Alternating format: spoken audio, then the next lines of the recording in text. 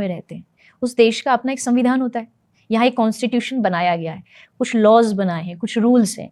अगर आप उन रूल्स को तोड़ते हो तो उसके अगेंस्ट आपके लिए एक दंड होता है, इतनी धारा है, ये जेल है, ये इतना आपको इतने दिन जेल में रहना पड़ेगा। तो अगर एक राष्ट्र जो है, एक देश जो है, अगर वो बिना कॉन्स्टिट्यूशन नहीं चल सकता तो इतना बड़ा जो नेचर है इसमें भी कोई ना कोई तो संविधान होगा, कोई ना कोई दंड व्यवस्था होगी।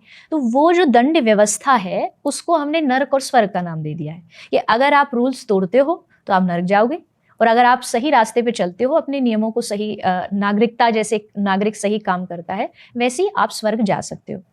बात रही कि क्या ये सचमुच होते हैं, बिल्कुल होते हैं। अगर हम अपने शास्त्रों की बात करें, श्रीमद् भागवत की मैं प्रवक्ता हूँ, भागवत में स्पेशली 28 प्रकार के नरकों का वर्णन है, स्वर्ग का वर्णन है। गरुड़ पुराण पूरा जो है वो इसी उससे दिया गया है कि आप कैसे जीवन के बाद क्या होता है।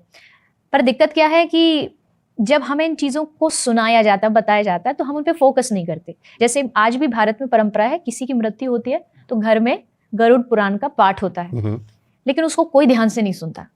सब आराम से पीछे बैठे सोए होते हैं, अकेले पंडित जी गला फाड़ फाड़ के वो मंत्र बोलते रहते हैं, क्योंकि उनको लगता है कि जो गया ये टेम्परेरी, मैं तो परमानेंट हूँ, मेरा तो ये कुछ होना जाना नहीं। लेकिन वो इसलिए सुनाया जा रहा है कि सीखो आप, इसको सुनो आप, पढ़ो आप, ये कर्म का कितना बड़ा सिद्धांत है वो घूम करके आपके पास आएगा। तो मुझे लगता है कि और खास के आज के यूथ को कभी नहीं सोचना चाहिए कि ये बनी बनाई बातें, ये दंड व्यवस्था है। जैसे एक देश की होती है, जैसे एक राज्य की होती है, वैसे प्रकृति की दंड व्यवस्था का नाम नर्क और स्वर्ग है।